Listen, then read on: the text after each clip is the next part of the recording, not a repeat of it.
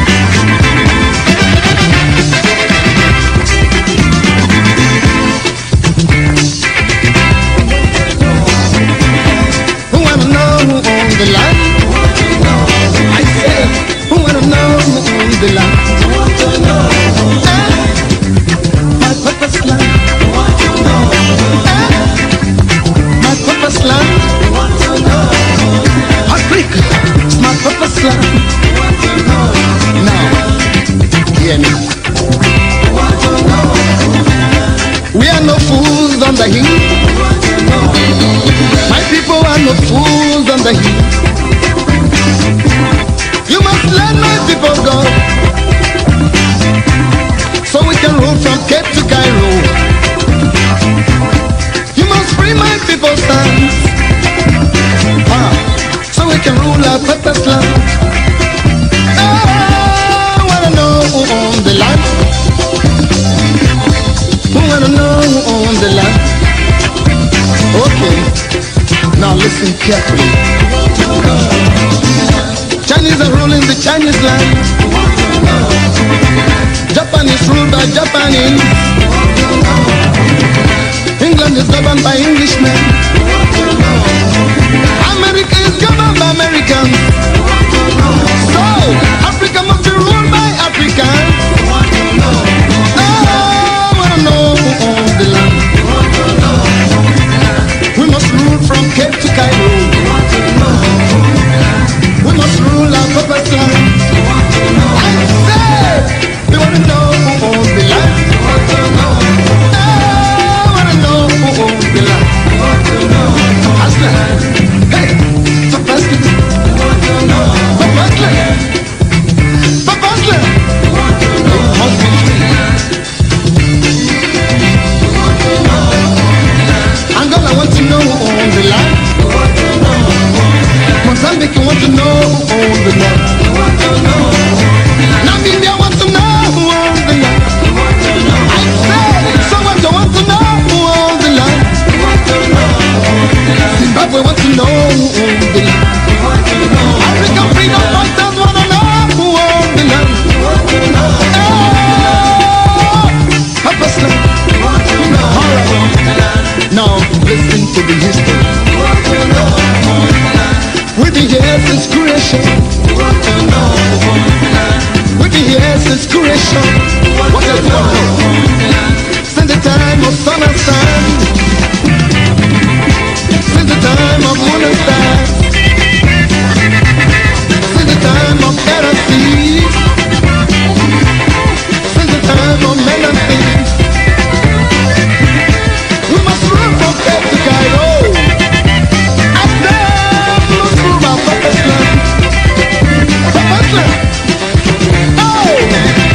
Okay, now I want to talk to my people.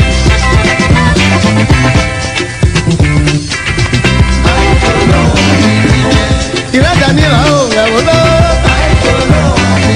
Yeah, Iradanila, oh, I will know. I feel so over Danila. Now we are the crossroads. On the Femo, don't be like. I feel so over Danila.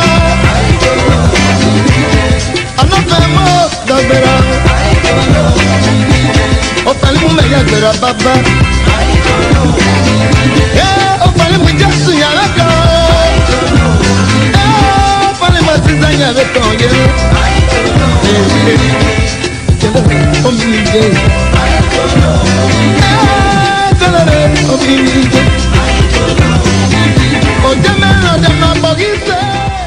Welcome, ladies and gentlemen, to today's broadcast. Again, it's a privilege to come to you today. Please, I urge you to stay put and get ready for these powerful broadcasts today. I will be right back.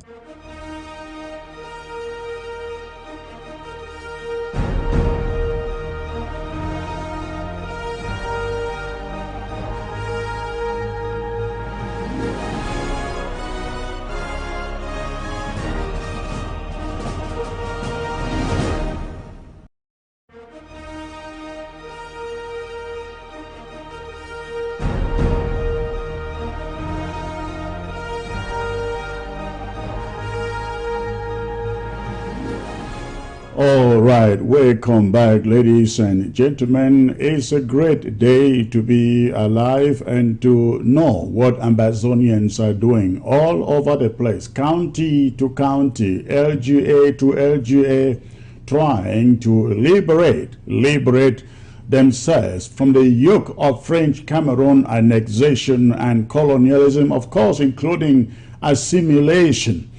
Yesterday was the fourth Amber War Draft, the first Amber War Draft, and Coupe Mwaniguba was in play, and they did such an excellent, fabulous, incredible job. No one expected $87,000 and counting to come out from Coupe Mwaniguba, being that the county is one of those that is still putting its structures together and the people are still coming together. But they did such a great job. They did such a great job inviting people all over the place. And right there, yesterday, within 3 hours, they were able to raise close to $50,000, ladies and gentlemen. Close to $50,000 yesterday in Coupe Mwaniguba draft. Now, when we talk about 87,000, we are adding what the initial amount that the Coupe people got from the very first day of the launching of the draft. And so when you add what they got, what Coupe Mwaniguba got from the launching of the draft, the very first day when the draft was launched, when you add that figure up to what came in yesterday, that is where we say they have $88,000. They raised $88,000. I would love everybody out there to give thumbs up to the people of Coupe Mwaniguba.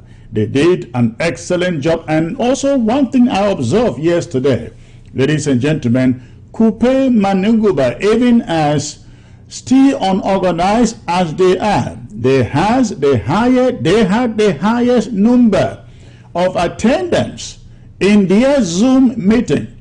At the top of the number, it was 233. 233 in Coupe Mwaniguba's Zoom meeting. And the people who showed up manifested their presence by donating generously for the prosecution of this war in Coupe Mwaniguba. Again, if you are listening, if you are watching, go ahead, give thumbs up to the people, the comrades, the men and the women, Amazonians out there in Coupe Mwaniguba, those chiefs who are accepting guns and money from French Cameroon to go after our legitimate Amazonian restoration forces in Coupe Mwaniguba. They are in trouble. They are in trouble right now. Again, it was such a wonderful display of patriotism for the people of Coupe Mwaniguba. That was the fourth county in line. We had Manu, we had Bui, we had Ngo-Ketunjia, and then yesterday was Coupe Mwaniguba. I think Fako is coming up next weekend. Yes, I think it is a turn of Fako next weekend. So ladies and gentlemen, I am so excited to be here. I have two exciting guests for you here today, but I'm not releasing the names yet. Go ahead, hit your share button. Let us populate this platform as quickly as possible. As quickly as possible. Lots of things are happening. Lots of things are happening in La République du Cameroon, ladies and gentlemen, and I come to you today to reassure you that we are on the right track. We are on the right track, ladies and gentlemen. We are on the right track, and you don't need to hear it from me. You need to hear it when Francophones are beginning to call it. You know what I mean by calling it? When the referee calls the game, it means the referee has put the final score to the game. And so when Francophones are beginning to call the result, the outcome of this war, then you know things are not looking that really good for French Cameroon. And we are going to discuss that. I say get my platform here ready. So please go ahead, hit your share button. I don't like the pace at which the numbers are rising. Please, if you are just joining, go ahead, hit your share button. Hit your share button, ladies and gentlemen. Hit your share button. Let's populate the platform, this platform, in the next few minutes so I can bring in our reporter. We have two people who shall be bringing us developments from ground zero. Today, I have a Shia Tatash Sevezm, my comrade from the Republic of Russia who became a Bui citizen. You know, Sevezm sounds Russian, right? All right. So, he will be bringing us a report on what is going on in Jakiri, and of course, in Garibo. And we also have Bate Robert, who shall be joining us from Ground Zero with a report of how Ground Zero is seeing all these developments in the diaspora, the world draft. And of course, he will talk about Ngaribo also. So please go ahead. We have an exciting show. You are just joining. Go ahead. Hit your share button. Hit your share button. And let's quickly populate the platform so that I can bring in these reports. And of course, the exciting guest that I have for you today. And while I am waiting for you to do your part by populating the platform, 700 people, let me take this quick update about ABC Amber TV. Ladies and gentlemen, ABC is going to be having the last war draft. ABC is going to be having the last war draft. How many of you know ABC is a whole war box, over here? We fight with our mouths, we fight with our lips, we fight with the sounds of the waves, we fight by way of the airwaves, and I'm telling you, we are making progress, and the world is hearing us, the nations are hearing us, and so ABC Amber Club members have resolved, ladies and gentlemen, ABC is going to become the 14th county in this world draft exercise. And so in July, ladies and gentlemen, ABC shall be having the last of the world draft. This time it is about the nation of Ambazonia, which means every Ambazonian from ground zero to Europe, to Asia, to the USA, to Canada, to South America, coming on board to stand on the side of ABC. And we got some very, very exciting packaging that we shall be bringing to you, to present to you, show you the new looks of Amber Television, Amber ABC. So please get ready for July. Get ready for July. ABC shall never ever be the same again. Please hit your share number. Hit your share button, I beg your pardon. Hit your share button. Let's fuel this, populate this platform so I can come to you with this correspondence on ground zero. Go ahead, do that quickly. Let me see who has joined the platform here. Tendong Imba. Oh, thank you for joining, sir. Imba. No, this is Imbu Emerson.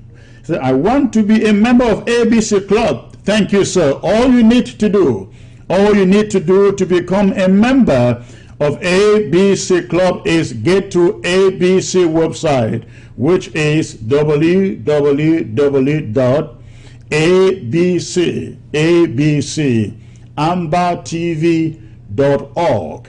Again, that web address is www.abcambertv.org. Once you get on the website, there is a banner on the top right of the website. You click on that banner, it takes you to the registration page, and you choose your amount, your monthly amount, subscription amount, and just follow the instructions. Within 5 minutes, you should finish doing the registration. And I also want to let you to know, so many people have been calling us and saying, hey, Secretary Chris, I'd like to be able to make a one-time donation to ABC. Yes, we got that link also working. You can make a one-time donation to ABC if you want to do that. Some people want to pay. Some people want to pay their registration in a single donation. Yeah, you can go there, click on the menu bar above. You will see the word donation. You find the word donation. All you need to do is click on the word donation. It takes you to the next page where you make the donation, whatever amount that you want to make, and we will get it. So thank you for that. Thank you, sir. Ambazonia winning, watching from ground zero.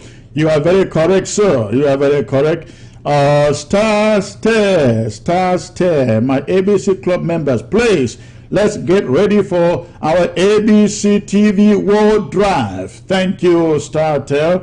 All right, yes, let every Ambazonian get ready. Please hit your share button.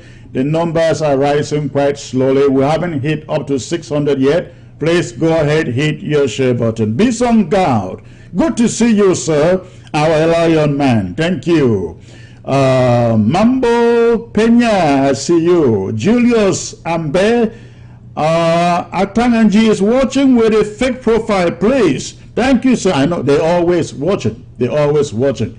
They're watching in the presidency. They're watching in the embassies. They're watching at the United Nations. They're watching at the FBI. They're watching. Oh, I'm serious. These are the places I know for sure that they are watching, especially when I am here. So please, Bebe Martin, I see you. Jacob Sirius, watching from South Africa. Wonderful. I also see Zoe Anderson always here. Otello General always here. Amber. Okay, please hit your share button. Hit your share button as you join. Hit your share button as you join. Rosalind Lem, Keshi, Amazonia, one. I mean, the only way is up. Absolutely, Rosalind.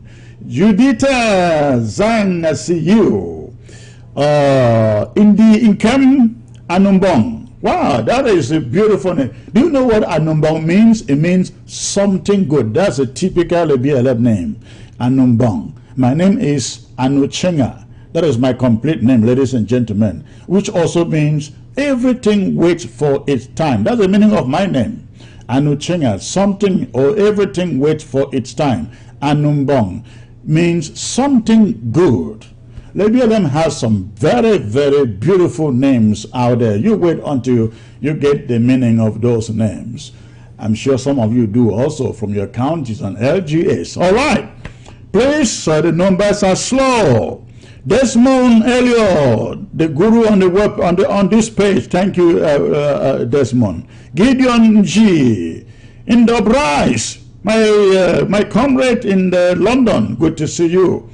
All right, ladies and gentlemen, I will, while you go ahead and populate the platform, I will get to my agents who have some reports to bring to us from ground zero. And we are all aware, ladies and gentlemen, that a number of things have been taking place on ground zero. We heard of reports in the Ngaribo, the French Cameroon military, after going invading Ngaribo and killing over 40 civilians about 2 months ago, an act for which they took responsibility. They then went ahead to erect a military base in that same community, as if to say the massacre, the genocide that they committed in that place was what the people needed. The military base is what the people needed. You think that French Cameroon will be talking about redemption, redemption for the families, for the community of Ngarebo? No, that is not what they are thinking. They issue out a report, indict their own military, but guess what? You think they will start by punishing that military? No, they are not punishing that military. What they do is further build insecurity in that community. And so yesterday, we saw footages of Ambazonians in Ngarebo packing out of that community, running for their dear lives as military trucks poured into the community yesterday. We learned that some were shot to death as many others took off for Kumbo. I would like to invite Robert Bate, who has been following up these developments and who is standing by to bring us updates as per what is going on in Ngarebo. And after Robert, I will bring in Comrade Shea Tata Sevism, who will also be bringing us report on what is happening in Jakiri. We have learned that in Jakiri, French Cameroon military, they began to pack out of Jakiri. We don't know what that means. Apparently, we don't want to believe for a second that they are packing out for good. But whatever they are doing, we will try to get an understanding of it from our correspondent on the ground. Now, this is the report that was sent in to us from our reporter. Just listen to this, please.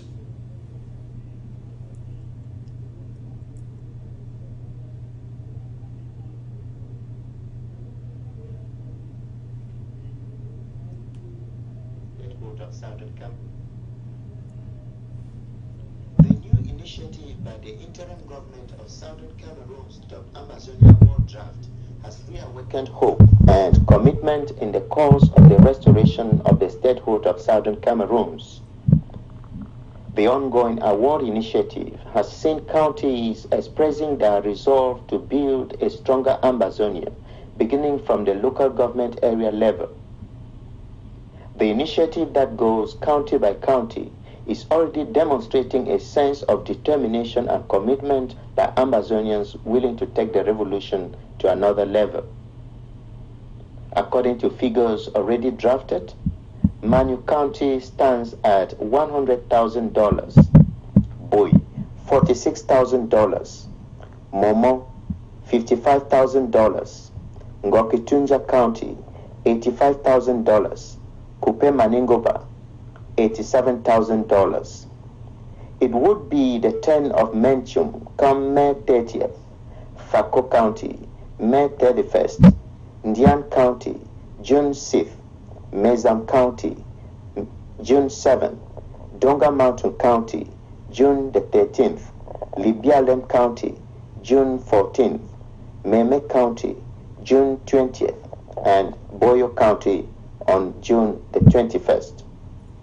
Meanwhile, the president of the interim government of Ambazonia, Dr. Samuel Sakoikome, has thanked counties already drafted and encouraged rest of counties to continue in same spirit. He assures Ambazonians of his selfless commitment to ensure that Ambazonians would receive nothing else than a complete restoration of Southern Cameroon's statehood. He has called on all to remain focused and shun distraction from enemies and enablers. All right, that was our correspondent, Robert Bate, bringing us those updates for the Amba War Draft. Now, he also sent in this report on what is going on in Ngaribo. So please listen. In the northern zone, precisely in Du local government area, Donga-Matun County, La République du Cameroon has gone ahead to start the construction of a military base in Ngarbo, despite widespread denunciation. Dust is yet to settle on the massacre same military carried out in this same locality on February the 14th that saw the gruesome killing of over 30 people, including children, babies, and women. The intention by the La République government is not yet disclosed.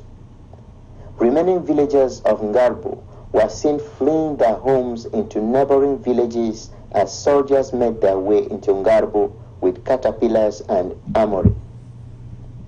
Following pressure from human rights groups and the international community, La République du Cameroon government admitted her soldiers carried out the massacre, aided by some members of the vigilantes set up by overzealous politicians. In order to cleanse face in front of the international community, La République du Cameroon mentioned names of some military officers said to be responsible for the Ngarbo massacre, but no action has so far been taken against the accused. Before and after Ngarbo massacre, other massacres have been taking place across southern Cameroon and counting. As solutions and negotiations continue to delay, the southern Cameroon, through her restoration forces, has resolved to use any means possible to defend her territory. All right, ladies and gentlemen, that was our guy on the ground, Robert Bate. Now let me get the live comrade Tata Setvism with Candy Media, who shall be giving us updates on what happened in Jakiri, about what happened in Jakiri. Let me see, I can get him. Okay. Yeah, hello, Secretary Chris. Hello, comrade. How are you doing today, sir? I'm very well, thank you. What about you? Good, excellent. Ladies and gentlemen, I have with me on the line Comrade Tata Setvism, the Russian comrade who migrated to Kumba. Now, your name Setvism sounds Russian. Yes, people used to think that people from some of our names that we originate from Russia. You will get people like last time you talk of Verzakov. Yeah, Verzakov and others. And all Davidsons and so on. Yes.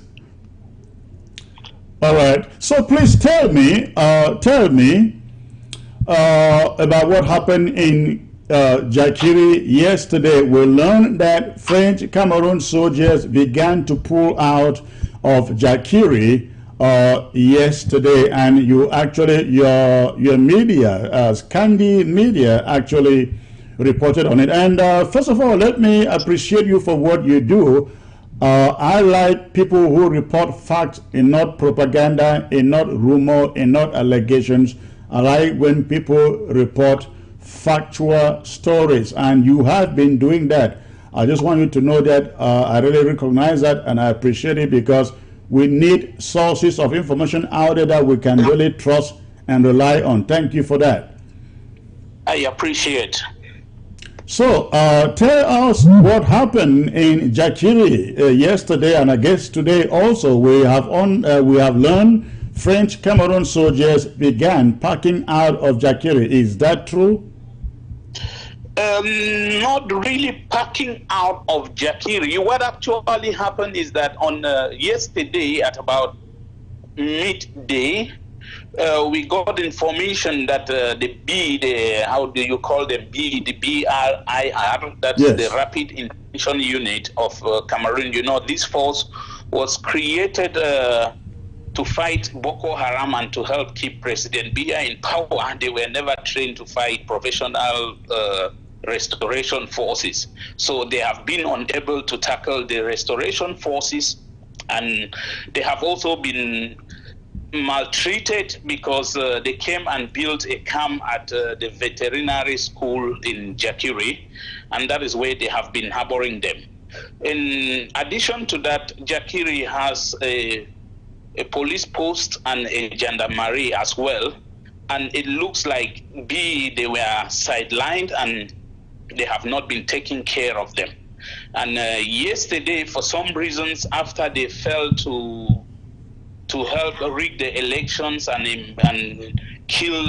neutralize the Bui warriors in order that the mayors and the councillors could function, they started packing out, and we are told almost the whole campus is empty now as we speak. Do we know how many of them were in the campus?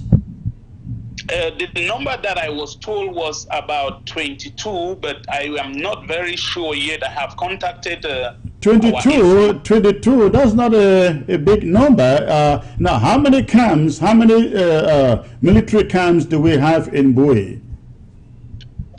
When you talk about military camp, we are talking about the terrorist camps here. The terrorist camps, correct. Okay, let it be known that Jakiri is just one of the LGS in Bui. Correct. And this particular area is situated just about 2 kilometers away from the main Jakiri town, and their base is mainly to assist the police and the gendarmes that are situated in Jakiri. And So, was that supposed to be the only base, terrorist base in Jakiri? No, we have also the military, the military that patrols the whole area. We have Kumbu to Jakiri is about 20 to 25 kilometers. Okay. So we have so many military bases in the whole of Bui, and they have been working hand in glove. You will notice that the greatest La Republique sniper that was sent from the north, Sergeant Musa, who was neutralized by the Bui Major General in Yeah. the one who used to assist them, he was also living at the gendarmerie, meaning that apart from the fact that they had a military camp there with the B at the veterinary school, they also have military living at the police stations and at the gendarmerie. Okay. Okay. Yeah. So what seems to happen is that it looks like there is a conflict, an internal conflict between the military, the normal military, and the B. Okay. So actually, most of the groups that started leaving, packing out, were Bs. And I would tell you that a similar situation happened on Saturday, which I got the information late, and that's why I didn't report it. I only updated today. Is that the La Republique military in Kor is another LGA which is in Noni, Okay. and that is also in Bui. They had a military exchange between them and the B. It was bloody. I'm not aware if someone died, but I was told that. Also, you are saying there was an exchange of fire between the air military and the BIRs. Exactly. And when did this happen? On Saturday. Okay. On Saturday. So immediately it was over, Bill packed out of Nkor, and we got the information late. So B is packing out from Kor, which is in Noni LGA, and B has also packed out from Jakiri, which is Zekwa LGA. Okay. So that incident has not only happened in Kor and Noni, it has also happened in Elak Oku, still in Bui County. Okay. Yes. So, and the military, interestingly, what has happened in Oku is that they have been working in collaborations with some informants who happen to be our own people, and as they were packing out, we could see that some people were even pleading and asking the military not to leave Oku. Majority of them have been living with who was begging the military not to leave Oku? Was that the civilians?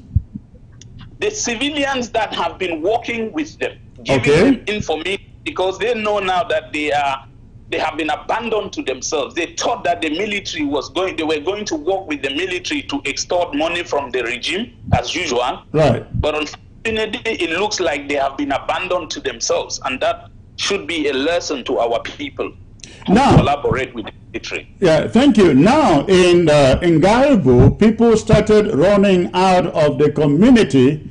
Yesterday, there were allegations of some shootings, the military shooting civilians, and people began packing out.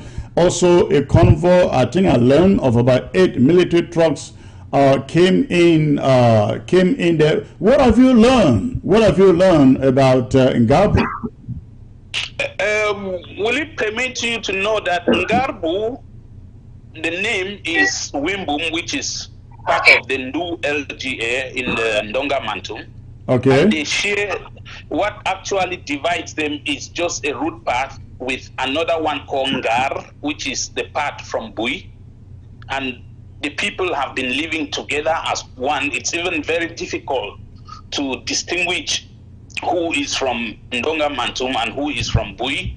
So we have been following up, and our boys have also been fighting and covering up that aspect. We have the Bui warriors have a camp in Zebru in Bam, which is just about 5 kilometers from that area, and we dispatched some of them to go to the field, and that is why you see the report that we put out there. And they realize that the people have kept to their word, their promise, which they said they wanted to build a military base there. Right. So they have dispatched some military men, and they have dispatched caterpillars and other machines that have already been digging their way through. But you know, as usual, they never do this without provocation. They suddenly started shooting again, and shooting indiscriminately, and the civilians decided to escape into the bushes, as you saw from the video which I shared with you and in public. Right. Yeah. And one of the reasons why we got from our intelligence, you know, we have sources also. We work with people at the military who give us a lot of information. We are told that the incident in Garbu has brought them on their knees, and some are even suggesting that because of the coltan mineral that was found in Bui, they have the feeling that it is even extended to that part, and that the reason of putting a military base is not only to have control militarily, but also to have access to the minerals that have been pushing them all through to... What is the authenticity of that story of minerals discovered in, that is in the Ngaribu area, am I correct? Yes. What is the authenticity of that story, and when was that discovery done? What we have is that we got a link which I will share with you later about this coltan, and I have been still under investigations that I don't want to give information that I don't have facts. Like you said, I always want to have facts, but you know the problem with La Republique is that there is no rumor in Cameroon. Okay. And that's why when they hear things like this, they want to get grip of it before being disappointed at the end. Thank you very much, comrade. We will get back to you. You will become a regular feature here on ABC because, again, I like your reports. You do authentic, verifiable stories.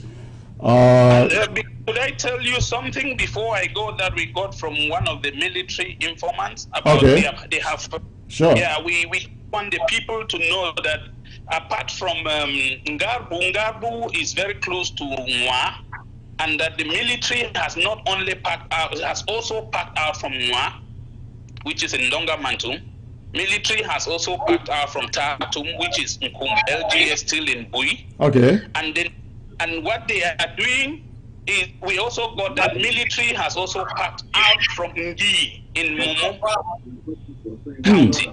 That's interesting. So, yeah, and what is happening is that within the course of this week, we are expecting them to back out from 15 more locations. I will give you an assignment. Please follow up on those follow up on those desertions. Let us know exactly where they are packing out from. Could this be that they are trying to slowly pull out of the territory? Please follow up. Let's know. So far in the southern zone, we don't know of any base from which they are pulling out, but let's follow up and see.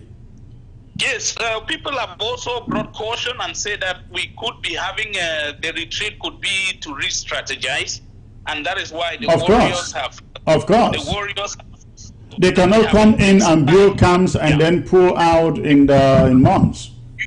Yes, and we got the last thing before you go is that we also have report that about 8 trucks just left Kutaba and are coming towards Paminda. So we are also thinking that maybe the military that was in the area they have been agitating, and they might want to change the military to bring new blood. Well, that is possible. Thank you very much. Please remain safe, and over the week we shall still be talking. Gather more facts for us, please. Thank you for having me, Secretary Chris, and it was my pleasure. Thank you, sir. God bless. Thank you, ladies and gentlemen. That was Shea Tata Civism of Scandi Media. Scandi Media. I'm sure many of you out there read his stories from his platform. He does a very, very good job. He doesn't write propaganda.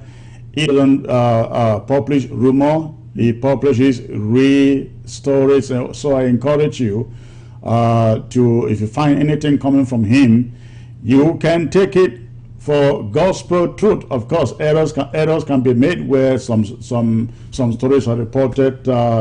Some stories reported turn out not to be true, but he does a good job to bring factual stories. At this moment, ladies and gentlemen, I have two guests. With me in the studio, I should say, on the set. And they are very, very exciting guests that all of you would love to listen to. I have with me on the set Professor Patrice Ngana, whom you all know very, very well, and he has a video footage which is going viral. I got up this morning and stumbled on it. I don't understand French, not even a little bit, but very little. I listened to it. Fortunately, somebody from Ground Zero sent it to me and with a transcription, and I was able to get what Patrice Nganang was saying in that footage. And I called him up and said, can you come on ABC and tell us what you are seeing, what you are feeling about this senseless, useless war that French Cameroon declared on Ambazonia? And ladies and gentlemen, he is with me in the studio. Patrice, sir, I hope you can hear me, and it's a pleasure to have you, sir. Yes, hello, Chris. It is my pleasure to be on your show. It is always my pleasure to be tuning with you. Hopefully one day you will learn French, because French doesn't have anything to do with Cameroon. As you well know, it is a language from Europe.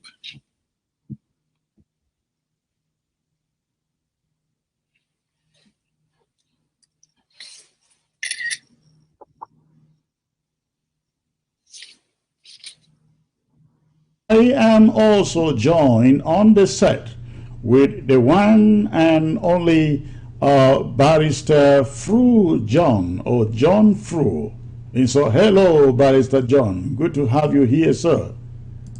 Thank you, Chris. Thank you for inviting me to this exciting show.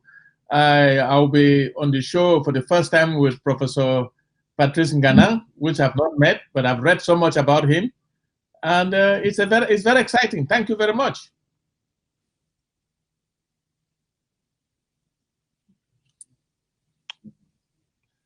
They're seeing you.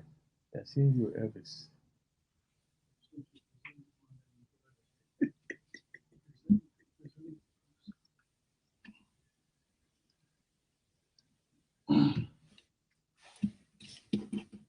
What is going on?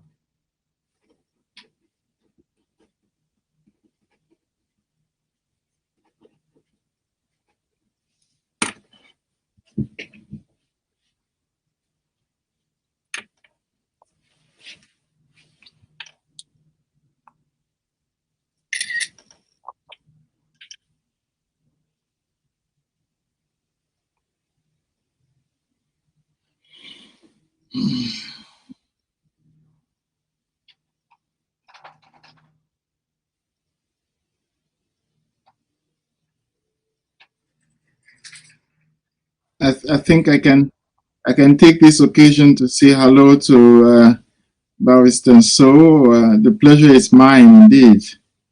And at the same time, I can say hello to Elvis Cometa, who is there on the backyard.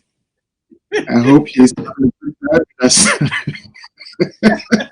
memories of some. Yeah, we have good memories of some actions we did together, and of some of our dreams that are still hanging on there. Yeah. Thanks, Prof. But we are winning. Elvis, we are winning. Yes, we are, Prof. We are.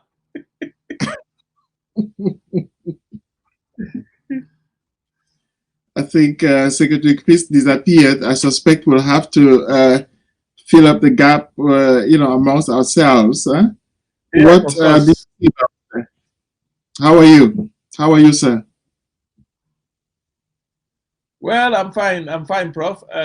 It's very exciting. I've read so much about you. I listened to your audio that has gone viral, and it was quite exciting. It was quite detailed. Thank you. So maybe since I did run a TV station myself, I will simply try and take over from Chris here until he comes and interrupts me, because it is simply a technical issue, I suspect. Correct. So the topic is and was to assess the victories of Amazonia until we come to what is ahead of us, which is negotiations. And I think all of us are in a way excited about it. It is the culmination of substantial work that was done by you, by Elvis, by Secretary Peace, etc., by thousands of people, including on the ground and specifically on the ground. So my basic arguments, I'll try and summarize them quickly. 4 victories, 4 successes. I would say victory is a little bit larger. We'll talk about victory when the deal is sealed. But I talk of successes. The first one is, of course, a military one, which is to say that a large army in general will never, be able to be defeated so totally by a smaller one. But the small army can deny victory to the large one, and that is what is happening in Amazonia. The consequence of that is all those massacres you have on civilians, all those, Ngabu, for instance, Bali, the name is, we have I think 341, now maybe 350 massacres on civilians committed by the military that obviously cannot win. And daily we have soldiers who are killed. So as such, the Cameroonian military cannot claim any victory because it is a protracted war. And as a consequence, it is a success for the insurgency and for the combatants on the ground. So that is the military aspect. The moral aspect is equally important. It is not possible to wage a war without a moral argument. Actually, a war is waged mostly on a moral ground because it is very bloody. So nobody can excuse or explain why people are killing each other except for a moral high ground. And the moral high ground of the Cameroonian army cannot be that it has weapons, because the Vastava, etc., AK-47 it has are also the same that are on the other side, on our side. So as a consequence, the Cameroonian army can only claim to be a national army, which is to say an army that is bilingual. So the bilingualism becomes the national argument here. But as we see ourselves on the ground, particularly through many of those massacres, and specifically out of the any analysis of what happened in Gabu, it is clear that the chain of command is totally francophone, and so all of them actually are francophone, and the people who are killed, Amazonians are anglophones. Obviously, it is only one case. One could have taken the 400 cases and would have been the same.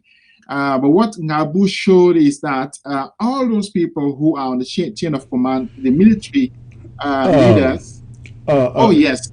Please, Patrice, I would like you to take it point by point as you listed to me. Mm-hmm.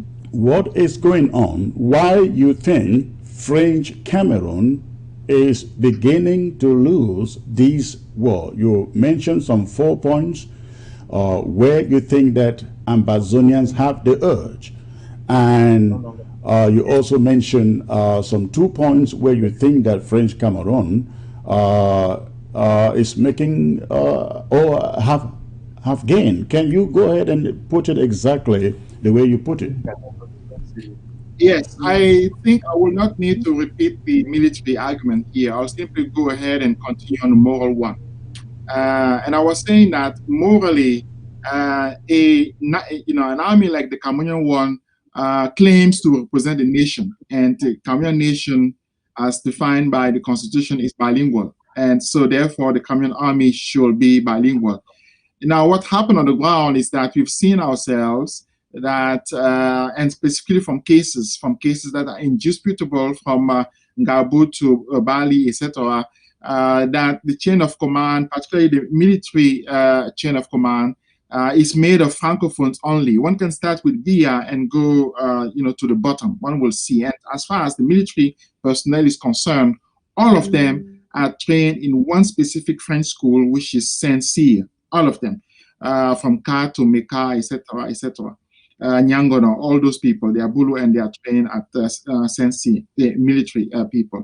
So therefore, one cannot say that it is a bilingual army. It is clearly a francophone army, and it is an army in which the chain of command is tribal. It is a Bulu line of command, and they actually will not even need to speak in French. They will have to speak in their mother tongue. They will understand each other. So militarily, there is morally, there is no way Cameroon can claim any high ground. It's impossible. The third argument is based on economics. There is no war. We will be children if we imagine that economics is not the driving force of war. That is the bottom line. The bottom line is oil. The oil you have on in the southwest, Rio del Rey, etc. That is what makes it necessary for French Cameroon to intervene, to kill people, to shed blood, etc., because they want to keep, access to that oil. And as we well know, oil is the second source of revenue for the state of Cameroon. The first one being beer, specifically brasserie, etc. But number two is oil. So now we read a couple of days ago from the Wall Street Journal that the production of oil and gas was suspended because of insecurity. And I think it is momentous. It is the second chapter of something that had happened already with, the explosion in Sonara, the fire that had burned down the refineries of Sonara. But that the Wall Street Journal will specifically say that the production of oil and gas was suspended in Rio del Rey. It's momentous. It means Cameroon has just suspended one of its major sources of income. And that such a suspension is caused by insecurity It's a proof that indeed, the war that's being waged against, the state of Cameroon is having a major success. And as we well remember, one of the tactics of that war was actually to sabotage economic, facilities. For instance, the CDC was a casualty of that. So one can claim here that you have a clear victory that is on the board. Now, the fourth one is a diplomatic victory, and I'm very happy to see Elvis there in the backyard, in your backyard, Barrister, because I was, a part of the diplomatic incursion, I would say, of which Elvis was also a member. So lobbying around, working in Congress, calling, representatives, etc. It is bearing fruits. One of the goals of that was indeed to make sure that the platform of having the two warring parties actually come together, but under, with the mediation of a third party, will be taken seriously. And as we well know, 1 year ago, the Swiss, model was accepted, and that is what one is working on. But what is important, though, is that on April the 16th, the French ambassador actually met Biya, and when he came out of his meeting with Biya, he said the following. He said that France will not finance any reconstruction in Amazonia if the state of Cameroon does not negotiate with Amazonian fighters, with Amazonian groups. As it is a major breakthrough, I would say. There are other chapters that can be added to that, but it is essential to say that it is an acknowledgement of one thing, which is to say that what they were calling the Grand Dialogue National is killed, is dead, is a no-go anymore. And one has moved to something else, which is to accept the thing for which we were doing all the lobbying. Just to summarize, 4 key victories. The first is a military victory, the second is a moral victory, the third is an economic victory, and of course, the fourth is a diplomatic victory. Now, you are speaking the language of Dieudonné Essomba and the language of Jean-Pierre Dupont.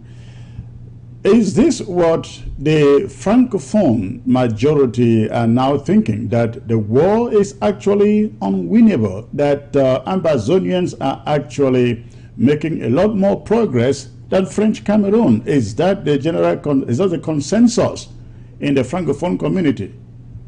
I don't know what those two people say. I've read some of their analysis, etc. But I will say my own reading of it.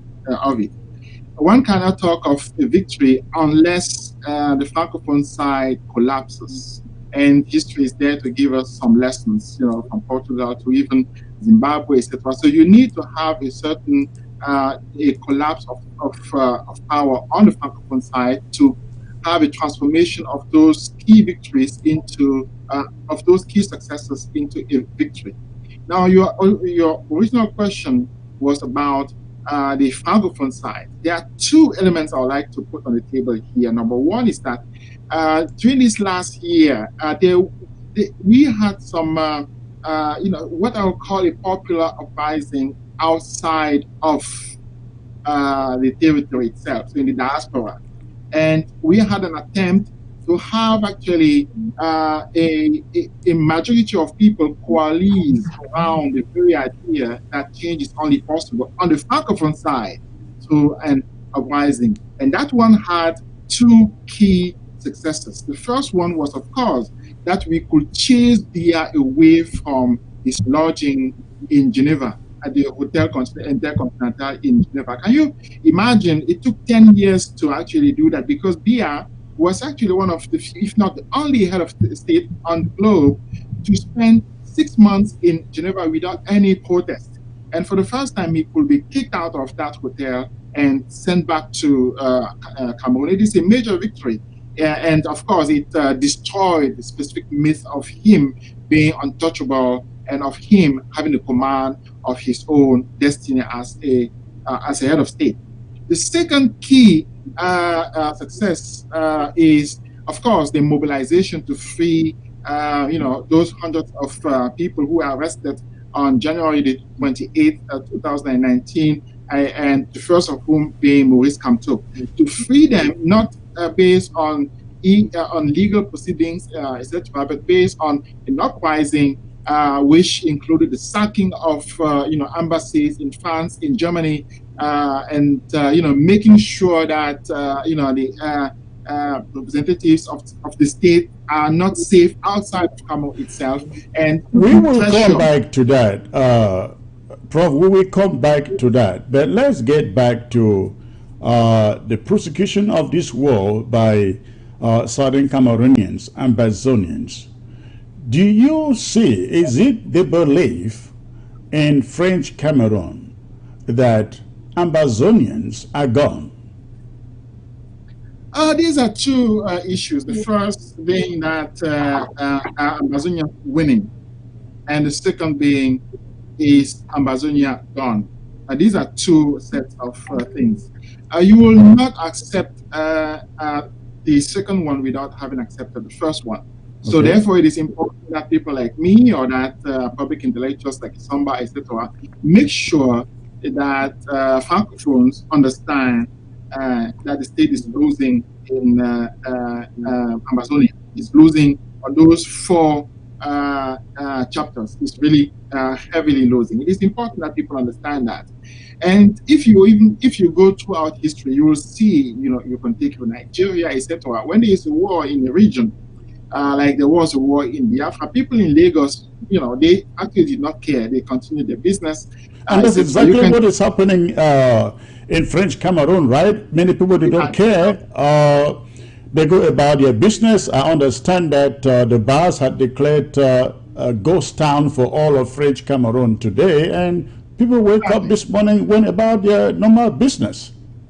Yeah, but it is not unusual though. You'll take Sudan, you'll take Zimbabwe, you'll take even South Africa, you'll take any other country. It is always the case that when there is a war in the periphery, the capital is basically untouched, and the state major makes it impossible for anybody to have any unrest there. So the fact that you don't have any massive movement of people going out, for instance, to support Amazonia on the street, is the consequence of the war that's being fought in those regions, and it is totally classical. It is not surprising. It is not surprising. Maybe you can even take Ethiopia during the Eritrean war. You will not have daily protests on the street in Addis Ababa. It did not happen. But what is possible is that step by step, through the intervention of public intellectuals, people will come to understanding that that there is a war being fought, that that war is being lost, and the consequence of that slow undermining of the confidence of the people in the city will bring the power in that city down. That's what I call the collapse of power. So it never happened that a war, for instance, in Bamenda will have a loss in Yaoundé. No, it is a collapse that one has in Yaoundé, and that collapse is a slow motion collapse, step by step. First of all, through public opinion, through a presentation of those cases of military brutality, of the naming of who is the enemy, of a presentation of casualties, and step by step you have a building of that sense of security, which normally sustains itself through state propaganda. And talking about a collapse in Yaoundé, what do you know? What do you know? What have you learned is going on in Yaoundé? We understand, we're hearing of stories, allegations of was it Ngongo? Is it Franklin Ngongo? Or moving his family out? We are learning of the military being agitative about what is going on. They are being ordered to kill in the Ambazonian territory, and they are essentially throwing them for prosecution at the ICC. There are financial issues, but Ansat will tell you that right now in Yaoundé, they cannot pay civil servants. What are you hearing, Yeah. Patrice? Yeah, a combination of all that. But it still boils down to the fact that it's a slow motion collapse of the state is happening in front of us. It doesn't help that one has a pandemic, COVID. But what we are seeing is a slow motion collapse. What we need, of course, is a bold action. If there was a bold action, it would precipitate such a collapse. And such a scenario will transform the successes I just listed into a victory. So what we need, and it is something you've had in many other countries, the slow collapse is actually precipitated by a bold action, be it a coup, be it an uprising, be it a mutiny. So you have those things that are still possible, but they are the combination of those multiple examples you just mentioned. So we seem to have a book in front of us now, and we list them, and we see that it is an accumulation of things. The consequence of which, of course, is that the state becomes nervous and cracks down on any form of opposition. Today, we saw that Kamto, for instance, had people in front of his house, shouting, bad words at him, etc. Things like that, or people on the street being harassed when they simply want to, distribute some things. So it means the state itself is feeling the sense of insecurity, of structural insecurity that otherwise will be read as an introduction into its own downfall. But for the moment, we are talking about the slow motion collapse and not of downfall. Thank you. Let me navigate to Barrister John. Barrister John, there is a lot, as Patrice has said, that is going on in La République du Cameroon, be it with the citizens, be it with the administration. A lot is going on.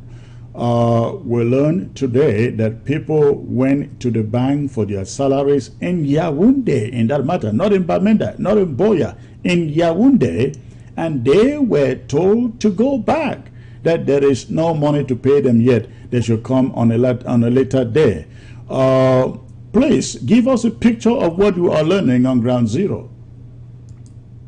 Thank you, Chris. Before I say that, I'd like to congratulate Professor Ngana for a mastery of the Queen's language. I am very surprised. I am very surprised. I'm not altogether surprised because he's a professor in an American university. Having said that, Chris, I heard this morning, I communicated with a lawyer and a cousin of mine. He is a lawyer, and then another person that I communicated with was a cousin of mine who's a civil servant in Yaoundé. These are people who live from month to month with salaries. He went to the bank today, and he was told that there is no money yet to be paid, and that it should come on a later date. And he is very worried, and that is a clear indication, like the Prof said, a slow collapse of the economic system. The economy is on a downfall. I don't know whether I can call it a free fall yet, but I have been listening very carefully to what the professor is saying. You know, Prof, there is a power vacuum in Yaoundé right now. I don't know whether you know that. I have been reading very carefully, and that power vacuum is beginning to show very clearly. And if Chris asks me that question next, I will be able to explain what I mean. But you should know that there's a power vacuum in Yaoundé.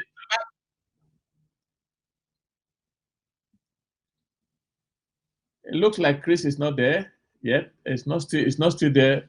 Prof, you read the dying declaration of the Colonel Medicine Marius. Go ahead, Barrister John. Explain what you mean by the power vacuum. Well, the power vacuum is that since the 22nd of March or thereafter until now, we don't know where the whereabouts of Mr. Biya. And finally, it is becoming clearer and clearer that Mr. Biya had died.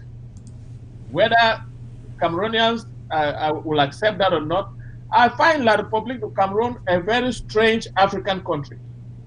Very strange that a head of state would be in such a posture, and the whole populace, the population is quiet, and everything seems to be going as there was not, as if there was nothing.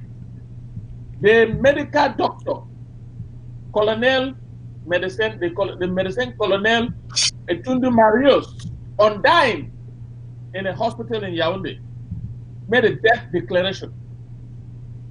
He actually certified the death of Mr. Biya. He was the one black doctor among the 5 doctors that were there, including 4 Swiss doctors. And he actually certified the death of Mr. Biya before he himself got admitted in the hospital because he got infected as a result of attending to Mr. Biya.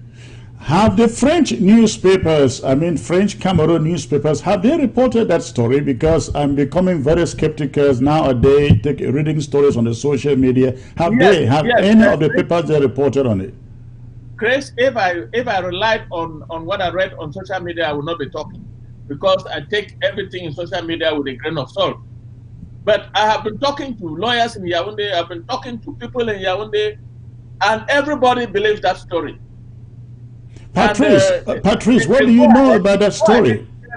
They go ahead to tell me that it's a story that everybody in Yaoundé knows, but nobody wants to talk about it. So you and I, this is not a story I had declared on this network, and I continue to declare Mr. Biya had died. Patrice, what do you know about the story of the general, of the doctor? If you want me to add, I would say he has even married traditionally. But that's a different story. The whole thing, the French ambassador's attitude in Yaoundé, holding meetings with government officials, behaving as if he is now the de facto president. Where is Mr. Biya? If really he was alive, even in a comatose state, even in a state that is not acceptable, something would have triggered people to know that he was sick. All Cameroon, all people in Yaoundé know that Mr. Biya had died. From my talking, I am here in Maryland, but I'm in Yaoundé every day on the phone, every practical day. And most of the people, everybody in Yaoundé knows the story, but nobody wants to talk about it. This is a strange African country that the head of state will die, and the population, everybody is afraid to say anything or to do anything. And I heard the professor talk about a gradual collapse. Yes, there is a gradual collapse because there's the oligarchy that has taken over power in Yaoundé, and they are unable to exercise that power completely because the head of that power is not there. And they are deceiving the public with fake videos, with fake information, with everything that you can imagine, and the population is quiet. How do you explain that? It cannot happen in other African countries. I like to say that. What is going on in Yaoundé? Let's say my own reading. I'll give a small introduction to what I'm trying to say. It is that you have 2 countries here that are very much, because you're talking about other African countries. I'll take Ethiopia before the fall of Haile Selassie, and of course the consequence of that fall, independence of Eritrea.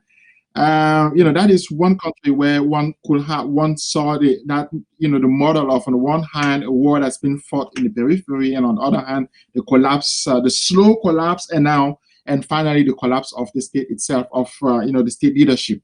The second one, of course, is Sudan. You can flip the coin and have a war that happened, and now the collapse of the state structure with the popular uprising we had, practically last year, and the president being arrested. In those two cases, you have that. But I'm very much, let's say, I am prudent when talking about the death of Biya, because he, as we well know, tyrants at the end of their career, particularly when the state is collapsing, tend to use that trick, announcing their death to actually have people coalesce around them to make sure that, they still have a certain popular appeal.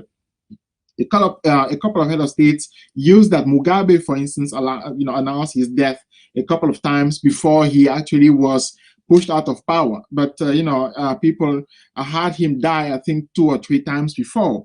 And Biya, of course, died, I think it was in 2005 or something like that. It was announced that he died, and he came back and he could coalesce people who actually had parted with him. And finally, he could have some popular appeal around him, because people tend to support somebody who comes back. I can even take the example of Mobutu, who he was sick, a couple of months before his collapse, and he could coalesce a certain sense of sympathy. And since many of his children were dying, so the population somehow had sympathy for him and coalesced around him. So I'm very much skeptical about that story of Biya's death. And one of my reasons is we don't need Biya to die. We need him to be prosecuted for the crimes he committed.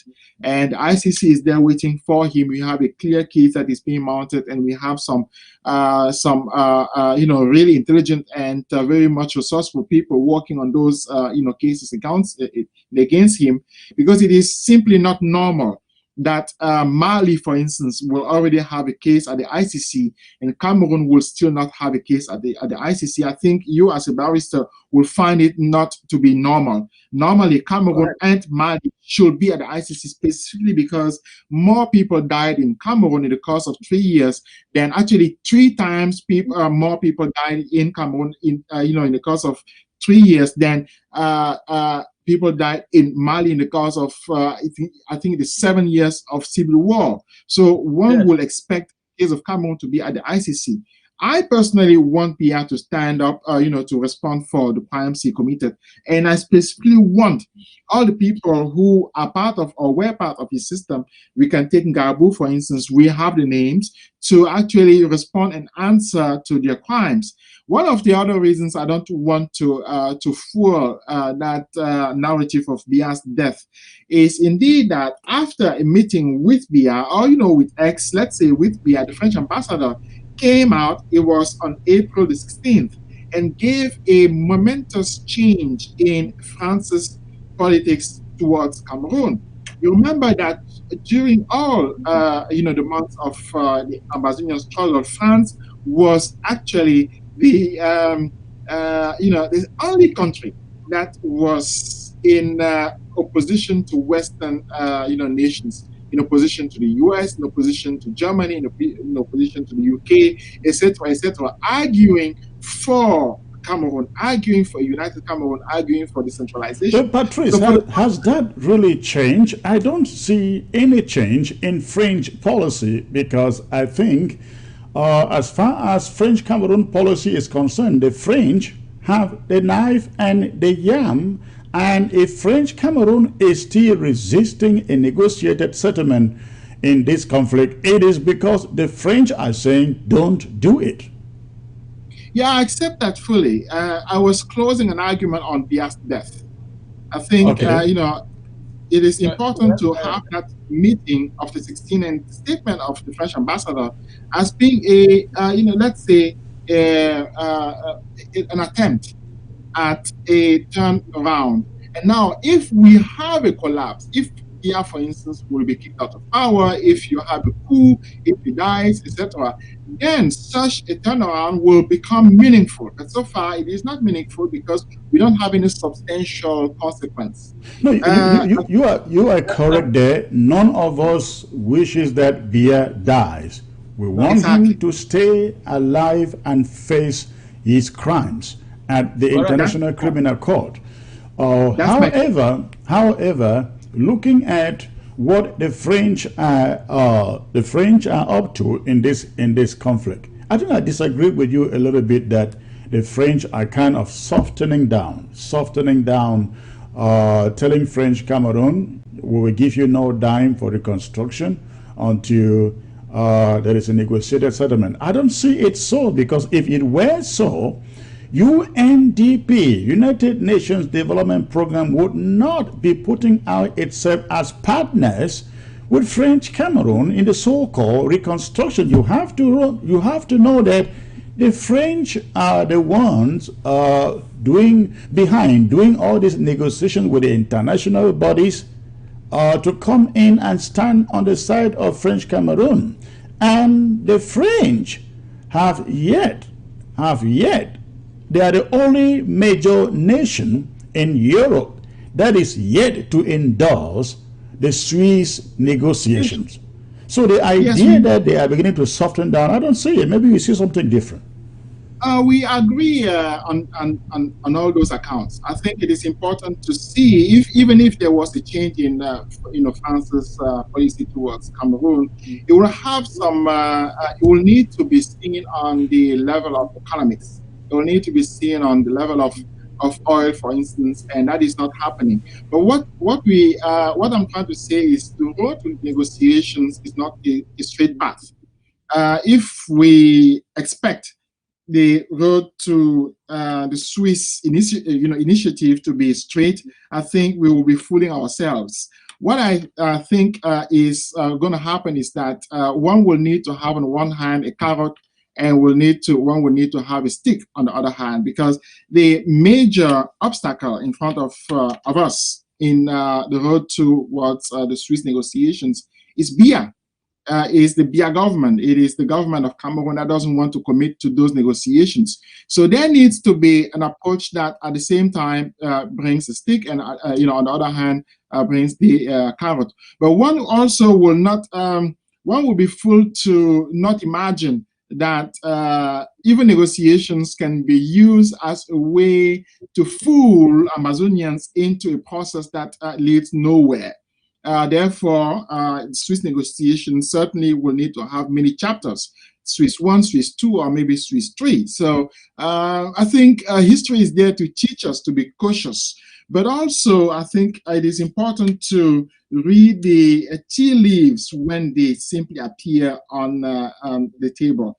If from February to April the 16th, France has given some signs of a softening of its position towards the Swiss initiatives, it will be foolish to not see that because it is an attempt, and it is a chapter that is not what specifically are you looking at that informs you that the French are softening? No, I'm not saying that substantially they are soft. I'm just saying that they are verbalizing something that's different. The language of diplomacy they are using now is different from what, for instance, Macron expressed in, I think it was May 2018 in Calabar, when he was picked up by somebody who asked a question about what's happening in Cameroon, and he expressed, he actually clearly formulated some chapters that became the roadmap of, France's politics towards Cameroon until 2020. So 2 years of clear formulation of support towards decentralization, support of what he calls stability, and a support of a bilingual state. So that was 2018, and his statement is there on YouTube. Now, after he was called out in, I think it was February 2020 by Calibro, he expressed something that formally is a little bit different from what he had expressed in Calabar. And I think that slight formal change has Calabar is about a year ago, because I remember watching that interview, and again, it's about a year ago, more than a year ago. But what we see is in the French, since then, they have said, we think that the Grand National Dialogue is the way to go, or was the way to go. They have said that since after Calabar or after Abuja. They have also not supported the Swiss initiative as the US, the British, the UN, they have done. it is difficult for me, or maybe any other person out there, to see any change in French position. We see the French presiding over meetings in Boya, with the governor sitting next to the French ambassador. We see the French ambassador, if there wasn't an apparition, sitting side by side with Biya in the Unity, so-called Unity Palace. And they come out of those meetings, nothing has changed. Biya, they continue to kill and brutalize and rape. Nothing has changed in their policy, except maybe, as we heard earlier in this program, they are pulling out for good. What do you think, Patrice? Do you think they are pulling out for good?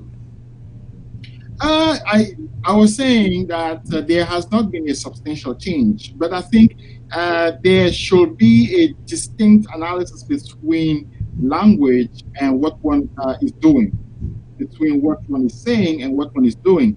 For instance, the meeting between the French ambassador and the governor of Calabria in Boya, these are things that otherwise would not make any sense if they were not the continuation of something that he verbalized in April 16 after meeting with Biya. And I would like to read what the French ambassador actually said. He said, La France, I can read in French and I will translate it into English just now. La France accompagnera la reconstruction du NOSO, mais avant, il faut un accord de paix entre le gouvernement et les bandes armées, which is to say, France will help in the reconstruction effort in the Northwest and Southwest, but before there should be a peace agreement between the government and the armed groups. So I think it is a different language than what Macron had expressed in Calabar and Abuja. It is simply a different language. I'm not sure there is a difference between that language and what is being enacted on the ground. But as we know, Biya during his talk on May the 19th didn't talk about what is happening in Amazonia. He did not even mention it, even though it is a crisis that is creating more dead than COVID. Substantially, and even in the factual numbers. But what remains is, it just seems to me that such change in language also has to be taken seriously. One will now have to put that language in front of actions, saying that, look, you may have changed your language, but the Biya government is still killing. It is still committing atrocities. It is still burning villages. It is still doing this and that. It is still militarizing the place, when one of the most sensible and most understandable things to do would have been to not, for instance, create a military hotspot in Gabu, a military fort in Gabu, which the Biya government is doing. So it will contradict what the French government just said. But I think, to not underline that change of language will, seems to me to be a little bit blind in front of things that are happening. Because when one does any form of lobbying, the goal of lobbying is indeed to have a government change its language first and then its actions. Thank you. We would love the French to know, Barrister John, before I bring you in, whether the French change.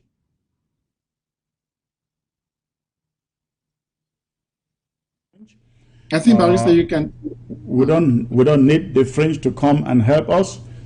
We will help ourselves. We are helping ourselves. We are raising our own money to fight our own war, the war that is forced upon us by the French. So whether they soften their language, change their positions, just doesn't mean anything to us out here in Amazonia. But Barrister John, let me come to you talking about negotiations. There continue to be a group out there.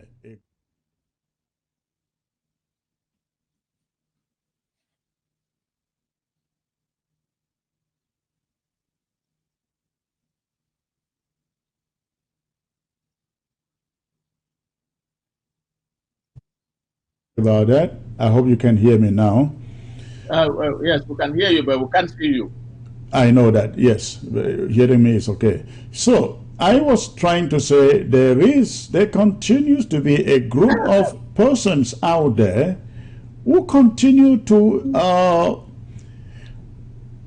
feel that, or continue to spread the message that there is some American, German-led negotiations out there that nobody has seen. You will recall that over the weekend or before the weekend, there was this statement that went viral in the social media with talks of the United Nations for Central Africa office talking about negotiations, the United Nations Security Council appealing to the US and Germany to come in and mediate between Amazonia and French Cameroon. Now, these things turn out to be all lies, fabrications.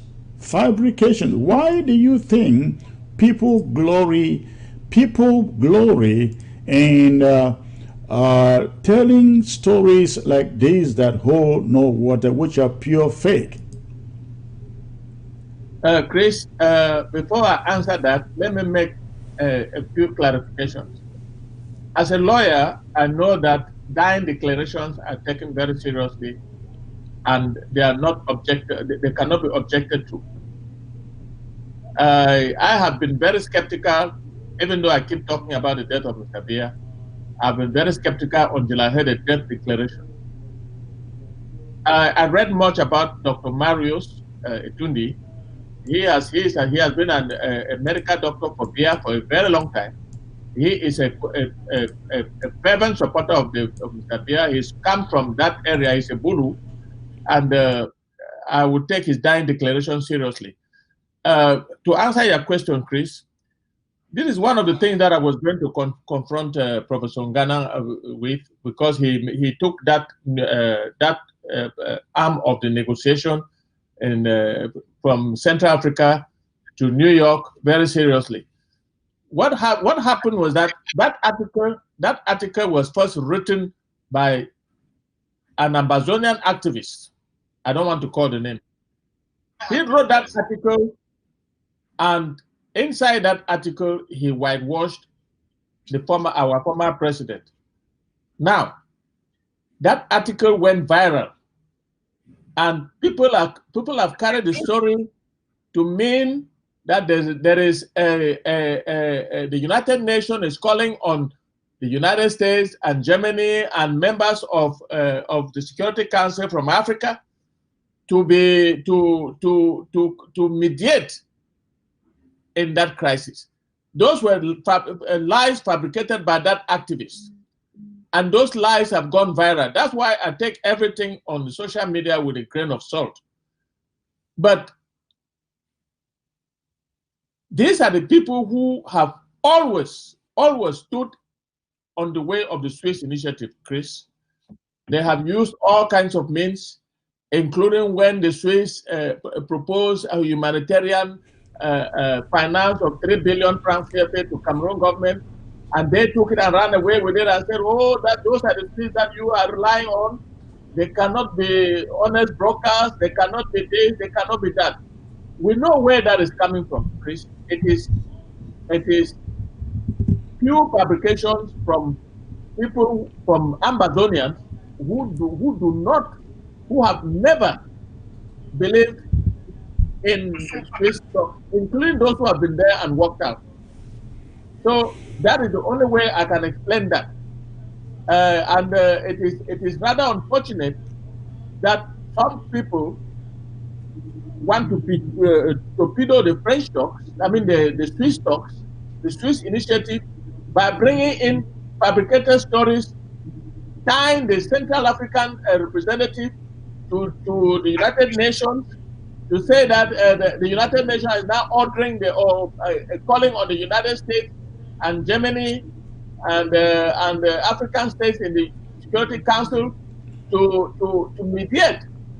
I don't know, but I want Prof to know that story was started by an Amazonian activist in London who was first in Belgium. Now he lives in London. Right, so, and it kind of, and that's where the lies came from. Right, and it kind of went viral, and everybody thought that was an authentic report. And you look at that report has no letterhead, has no signatures. All you see is what is written there. And I'm kind of believing that what was written there was pulled out of some French Cameroon document to... Yeah, go on, please. When you read that first report that I read, and you go onto the Facebook, it refers you to the Facebook. You click on it, you will see Mark Barata at the end. That is a signature. So all I'm saying is that story was started by Mark Barata. Let me be clear here. And it is now gone viral. There is no such thing like the United Nations calling on the United States and Germany to mediate. Because, as you well know, Chris, the United States, Germany, that's through the European Union, even the African Union, and the Canadians have all supported the Swiss initiative. Let me make this very, very clear, especially for those on ground zero who are not privileged to the kind of access that we have to some of this information. Whenever you find a statement out there, circulating out there from the embassy, from the United Nations, from the AU, from the Swiss, please, until we confirm it from the interim government, take it for nothing. That's what I will say to you. Take it for nothing. Because we have realized different attempts from the day number one of the Swiss initiative. People who refuse to be a part of it, people who refuse to sit on table with us, have since gone out there trying to do everything to spoil the Swiss initiative. And it is very, very unfortunate. You find people with the titles of doctors and professors before their names out there. I'm talking about in the Amazonian side of this conflict, spreading these rumors, these lies. I just pity some of these guys that they go out and they promote these lies when they know there is nothing behind them. So ground zero, this is very important. Ground one, this is very important. When you see press statements, wait until we confirm it. Every important press statement, when we try to vert it, and when we vert it, it is factual, we will let you know, we will confirm to you, because some of these statements gives people unnecessary tension that they should not have. So please, that press statement was faked. And only the faker knows what the intention was. But so let's talk about something else.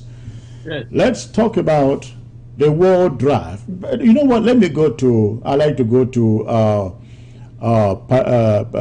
Prof first to talk about Prof in Ghana. Tell me, what do you think of the war draft that Amazonians are carrying out there? What do you think about it?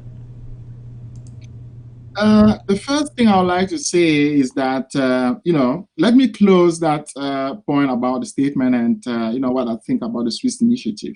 It is not possible to stop a war. Either way, you have defeat or you have victory without a negotiation. So the principle of it has to be acquired. And we are here not talking about who is going to lead us, who is going to make up the table or the room, or in what country is going to happen, who knows. What is important is that no war has been ended, no independence has been gained, etc., without a negotiation at a certain point. And it is important that the principle remains on the table. What we are talking about here is the principle. And now, along those lines, I think that any form, any idea, anything that Amazonia can do to increase its leverage is good.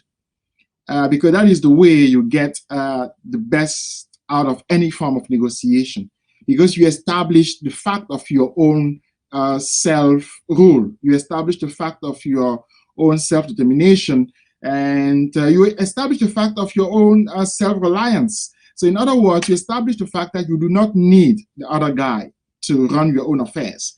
And you establish even the history of it, which is why sometimes negotiations will need a couple of years before they happen. I am personally even surprised that after 3 or 2 years, one is already talking about negotiations. I see that as simply being an introduction into something that that is going to happen anyway. And there are many scenarios, one of which certainly is that Bia is not eternal, but what is going to remain is our people. So what is clear is that at a certain point, Bia will either die or be kicked out or be chased or whatever. And you will have a new scenario, but at the center of that, you will need to have negotiations as well. So, I'm laughing. Exactly. So at a certain point, one will have to maybe on the fast pace have now a table and negotiate. So therefore, I think that the Swiss negotiation have a clear advantage for all of us. It forces all of us to think about that specific idea of what a negotiation will have to be. It forces all of us, particularly Amazonians, to make sure that they have the leverage for the moment when one is actually forced to negotiate quickly. And then, Prof, without negotiations, don't you see Amazonian restoration forces winning an outright victory over French Cameroon? But that is what I'm talking about. Remember, I talked about successes. So in that way, we don't need to go to the negotiation table. We just kick them out. No, it never happened. It never happened in history. Take Zimbabwe, Mozambique, Angola, Guinea-Bissau, etc., Algeria. At a certain point, you have negotiation. History is there. So we have to open our history books and learn. I'm saying that what Amazonian fighters are doing on the ground is increase the leverage that Amazonia will have on the negotiation table. That is what is happening. Of course, it is the way, it is the only way actually one has to make sure that the leverage is there. And the deeper that, leverage goes, the better it will be for any negotiator or, for the leader. We well know that negotiations also create a leader. So you want to make sure that the person who goes to those negotiations, or the people who go to those negotiations are actually the ones who get out of them as leaders, So you want to choose your own leaders, clearly. In summary, I'm saying that anything, be it a draft, be it even increase of arms, be it even creation of schools, of school systems, be it creation of a currency, anything that you can have to increase your leverage ahead of negotiations is excellent. Yeah, and relating to that, what Amazonians are doing in this war drive is exactly taking their own destiny into their hands. Those are the things we are talking about, right? I mean, their zeal to go out, raise millions to defend their land, to defend themselves. That is the self-determination we're talking about here. Yeah, because of course, the first sign of a self-determination is the creation of your own administration.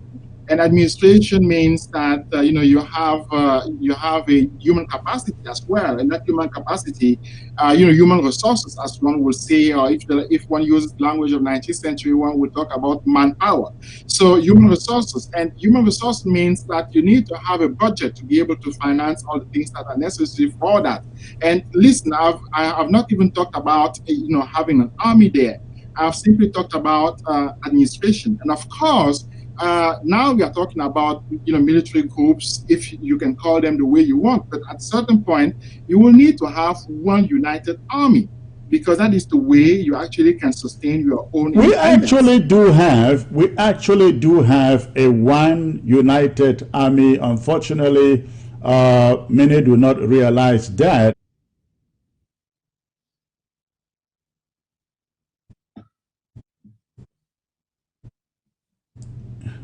So, oh my. Yes. Sorry, ladies and gentlemen. technical issues here, but sorry, I was going to say that we have a one united army. What people just do not realize is that we have one. We just don't call it a one united army. But when you imagine that in every county we have erected an army, in every local government we have erected an army.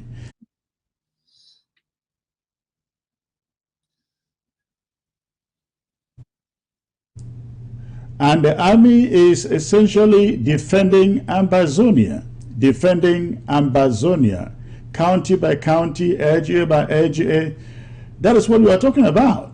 We have a united army that is controlled from the central government here, the interim government. We just want people to know that. And they are all, again, they are all coordinated from here. But is that so? Yes. So you can... Okay, let Patrick just finish and then you come in, Barasanso. Okay. Patrick, please. Okay.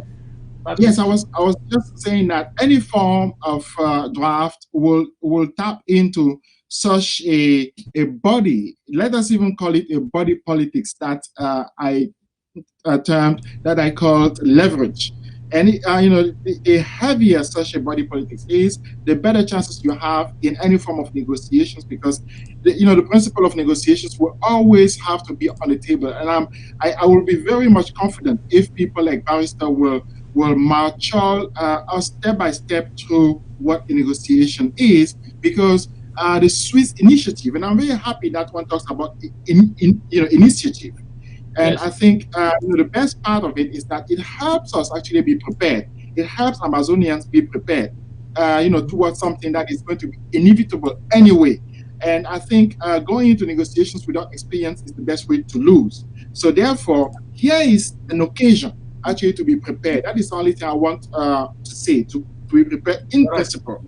And when now maybe it's going to be Nigeria, that's going to be the negotiation third party. Maybe it's going to be Uganda. Maybe it's going to be Algeria. Who knows? But the Swiss initiative will have helped us. Correct. Barrister, please. Yes, I like to take the prof's second, I think either second or third, the economic collapse of La Republique, the economic point that he raised as a victory. I will start from there before I get to the draft. Prof was very, very correct in his analysis of the economic situation. Ambazonians have virtually destroyed the economic live wire of La Republique in Ambazonia, except for oil. CDC is gone, Pamol is gone. Now we read in the New York Times and in the local papers in Cameroon and on social media that they have stopped production of oil and gas in, what do they call that place? Yes. Because of insecurity, because Ambazonian restoration forces are not allowing them to do anything further. That's why they have stopped. That brings me to this draft. This draft has sent a very, very, very powerful message to the BR regime, if it still exists. The message is, even though we have collapsed your economy, we want you to go down to the abyss. Therefore, we are raising money to ensure that we will not only rely on the economic collapse of your country, because France is still propping you up. We will decimate your forces from our territory, and it will give us a negotiating position, a good negotiating position from the position of strength, like the Prof said, when we get to the negotiating table. That is what the draft is doing. La Republique is not sleeping. They are not at ease with this draft. Let nobody deceive you, because they never expected that we will be able to come up with resources to continue this war. Now, I overheard the Prime Minister is talking about, oh, we are trying to evaluate to see if we can declare ceasefire because we have virtually decimated the Amber Boys and there are only pockets of resistance here and there. That is wishful thinking. It's wishful thinking, and this draft should tell him that we are determined to go even further than where we are today. That is the effect of the draft. And I am pleasantly surprised and happy with the way Ambazonians in the diaspora have responded to this draft. I don't need to start talking about the figures here because we all know. The principle of it is to add to the economic collapse and the nightmare of Mr. Biya's regime. That is what we're attempting to do. Another thing that I wanted to talk about was the fact that even me sitting here, I'm not happy if Mr. Biya dies. But I am telling us that we should not rely on anything from Mr. Biya anymore. Because I know from a dying declaration of somebody dying and makes a declaration in law, we call that a dying declaration. And it's a further indication to me, almost feeling it to 100% that Mr. Biya is no more. But that notwithstanding, for those of us who want to believe that he should be there so that we get into the ICC and so on, I am of that school, but I am afraid to say that I've lost all confidence that Mr. Biya will come to the ICC because he's no longer there. Thank you. Thank you. We have just a few minutes left to call it a day. Ladies and gentlemen, there will be no phone calls today. We're having some little technical issues here, so we will forfeit phone calls for today. But before we go, Prof. Patrice, where do you stand? Where do you stand in this struggle? I know you have been a supporter of the Ambazonian struggle from the onset, but the thing has evolved to where we are, where the only option is independence for the Southern Cameroons, for Ambazonia. Do you totally support Ambazonians, as Jean-Pierre Dupont would say, if it is independence, let it be? Actually, I think you are 2 years late here, Secretary Chris. I'm still waiting for my passport. Maybe that's what's happening. After I was king of Cameroon, my first statement was that I need a passport now, and the best passport I will need to travel around is the Ambazonian passport. Exactly. So where is my passport? That is my question. I need to travel after COVID. I need a passport here, Secretary. You are responsible. Well, the first batch printed. I will make sure you get one. You get one of the first passports that Ambazonia produces. Now, by the way, we are beginning to produce IDs. Maybe you need an ID first. Yeah, I'm totally happy to have an ID. But can I travel with an ID from New York to wherever I want to go?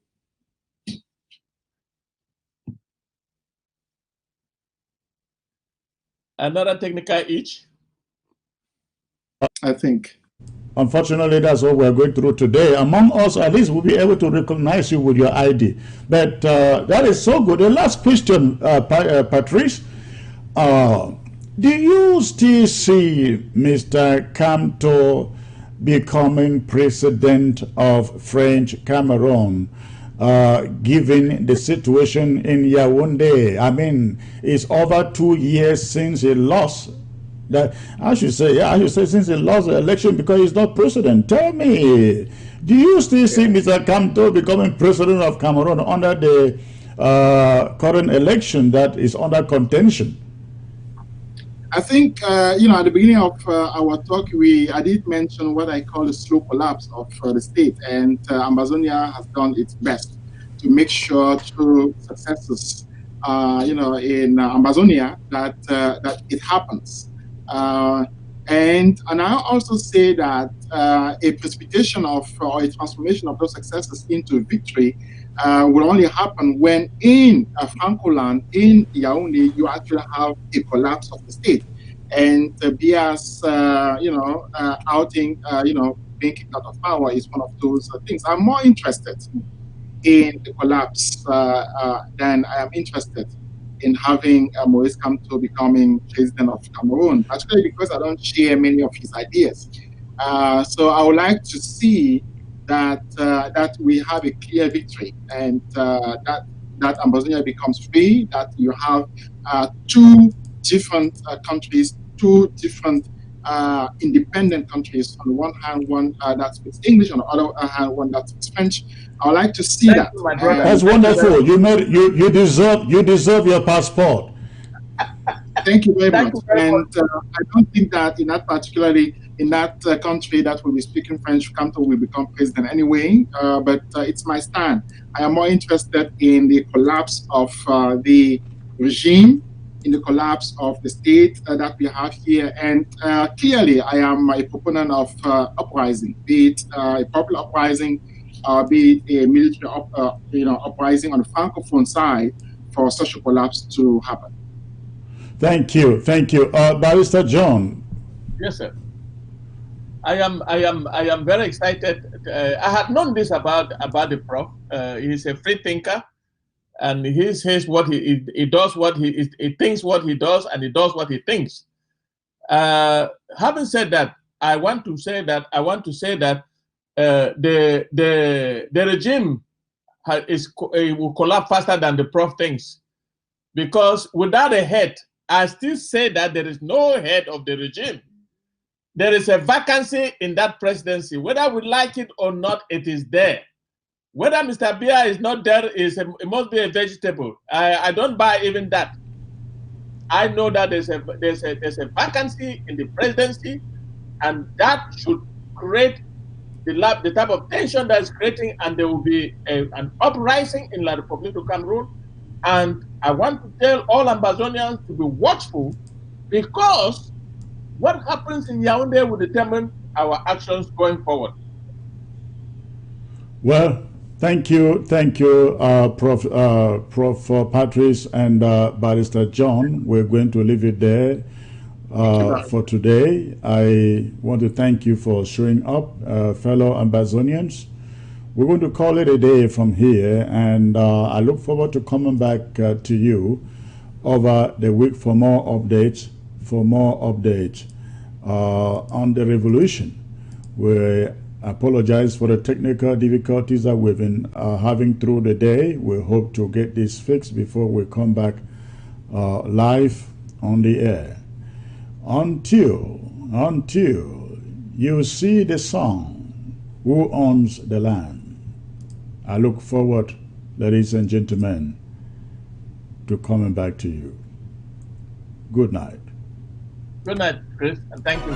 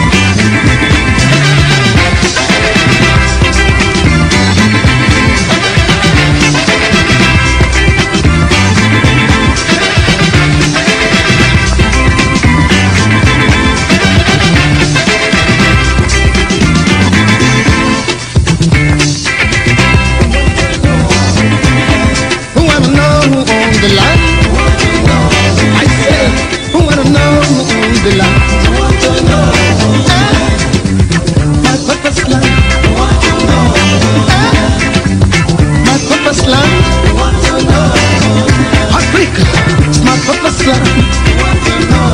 Now, hear me.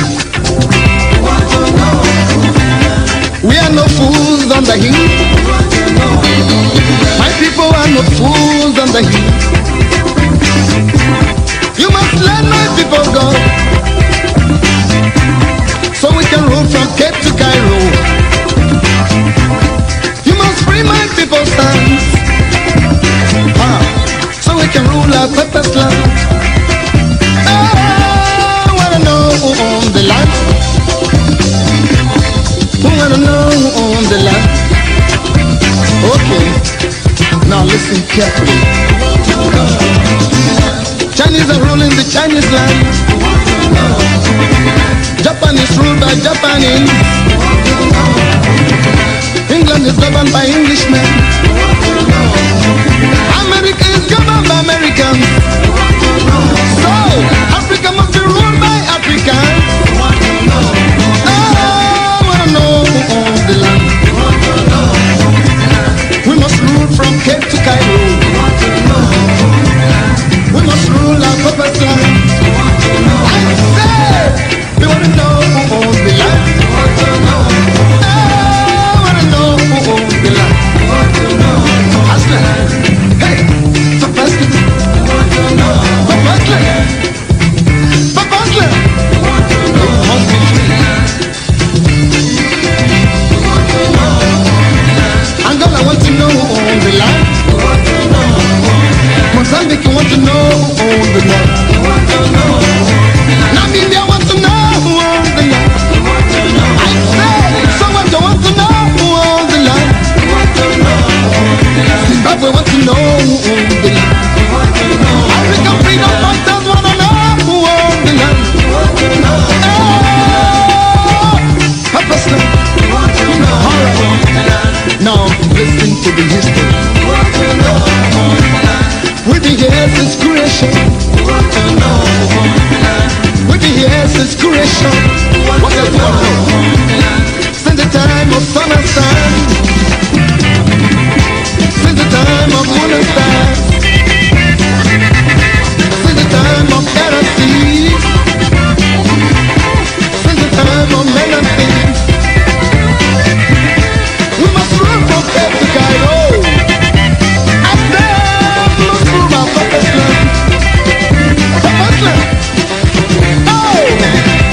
Okay, now I want to talk to my people.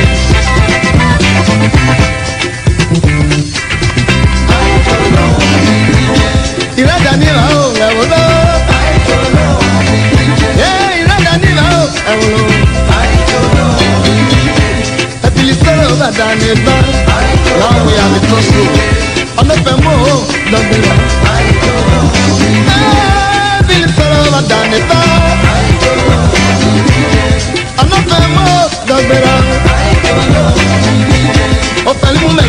Baba